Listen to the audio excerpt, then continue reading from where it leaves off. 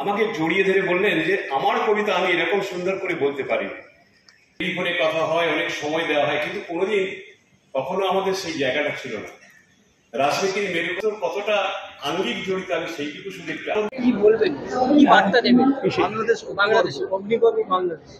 বাংলাদেশের জন্য একটি বার্তা, আমরা তো সাধারণ মানুষ, রাজনীতি করি না, কাজে রাজনীতি বুঝিও না বলতে গেলে। একটাই প্রার্থনা যে তাড়াতাড়ি শান্তি ফিরে আসুক এবং সব সম্প্রদায় সেখানে শান্তিতে বাস করুক। এখনো রক্তক্ষয় চলছে, সেটা আমাদের পক্ষে খুব উদ্বেগের বিষয় এবং আমরা খুবই দুশ্চিন্তা করছি। ওখানে আমাদের অনেক আপনজন আছে, অনেক চেনা জানা মানুষ আছেন, অনেক বন্ধু বান্ধব আছেন, তারা কেমন আছেন, কে কেমন আছেন তা নিয়ে খুব উদ্বেগ সবসময় বোধ করি। কাজে এটা অরাজকতার পরিস্থিতি তৈরি হয়েছে, এখন সেটা যত তাড়াতাড়ি কাম ডাউন করে, যত তাড়াতাড়ি শান্ত হয় সবকিছু, আবার একটা নতুন ছন্দে, পুরনো ছন্দে ফিরে আসুক সব জীবনযাত্রা, এটি আমাদের প্রার্থনা এবং আমাদের আশা। বলছি, দীর্ঘদিন বাংলাদেশে থেকেছিলেন আপনি, বাংলাদেশে দেখেছেন, এখন যা বর্তমান পরিস্থিতি, এটা কি বাঞ্ছনীয়? এটা তো নিশ্চয়ই বাঞ্ছনীয় নয়, কেননা লুটপাট চলছে, নানা রকম চলছে, এটা উচিত নয় এটা হওয়া। এটা নিশ্চয়ই পুলিশ এবং প্রশাসন দেখবে যে কীভাবে এটাকে নিয়ন্ত্রণে আনা যায়। এটা চললে তো সকলের জীবন বিপন্ন হবে, প্রত্যেকের উদ্বেগে বিরুদ্ধভাবে কাজকর্ম বন্ধ হয়ে যাবে। সুতরাং অরাজকতাটা বন্ধ হওয়াটা দরকার, সেটা সবাই আমরা চাইব, সবাই চাইবে। প্রতিবেশী দেশ, সেখানে আমাদের আমরা কি আগামী দিনে কোনো চিন্তা ভাবনা নিতে পারি?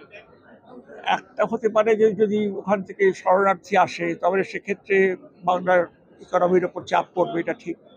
তবে এখনও শরণার্থী আসছে না, এখনও যাতায়াত শুরু হলে বা সুগম হলে কি হয় বলতে পারি না। তো আমার মনে হয় ব্যাপারটা তাড়াতাড়ি সেটেল ডাউন করবে, তাড়াতাড়ি ঠিকঠাক হয়ে যাবে সব কিছু, তো আমাদের আশা তো তাই।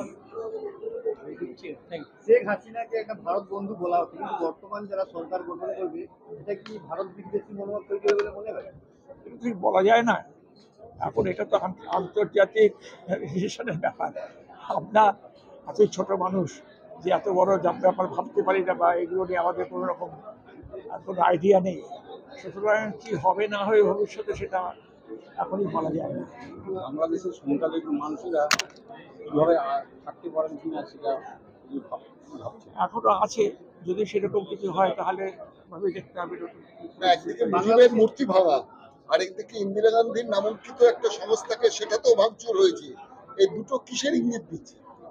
এটা বলতে পারি না, কিন্তু কথা হচ্ছে এখন যেহেতু কিছু ভাগাবন্ড, কিছু মানুষের হাতে কাজকর্ম নেই, তারা যা কিছু পারে ভাঙচুর করে, ধ্বংসাত্মক মনোভাব দিয়ে কাজ করে। এরা আমার মনে হয় না খুব একটা মূল জনস্রোতের অংশ। সব কিছুই থাকে, আমাদের দেশে ভাঙচুর হয়, বিদ্যাসাগরের মূর্তি ভাঙা হয়েছে বা সব হয়েছে, এর রাগের প্রকাশ, হঠাৎ করে রাগ হলো প্রকাশ, রাগের প্রকাশ হলো এবং দিশাহীন, হ্যাঁ একটা দিশাহীন একটা কাজ, এগুলো করা ঠিক বলে আমার মনে হয়। বাংলাদেশের সংখ্যালঘুরা কি সংখ্যালঘু হিন্দুরা কি সংকটে মনে হয়? হ্যাঁ, বাংলাদেশের সংখ্যালঘু হিন্দুরা এখন কি সংকটে? এখনো তো সংকট বলে মনে হচ্ছে না, কারণ কোনো খবর নেই।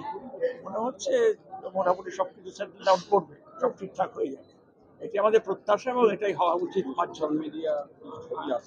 সোশ্যাল মিডিয়ার মাধ্যমে কিছু ছবি পৌঁছাচ্ছে যেগুলো মেরে ঝুলিয়ে দিচ্ছে, বিভ্রান্তমূলক। এটা কি বলবেন? কিছু রক্তপাত হয়েছে, গতকালও কিছু মারা গেছে, 135 জনের মৃত্যু হয়েছে, খুব উদ্বেগের বিষয়। এখন দেখা যাক তারা প্রশাসন এখন সেনাবাহিনীর হাতে তারা কি করে দেখি। আপনি সবশেষে বললেন যেটা, সেটা হচ্ছে সাহিত্য এবং কাব্যচর্চা,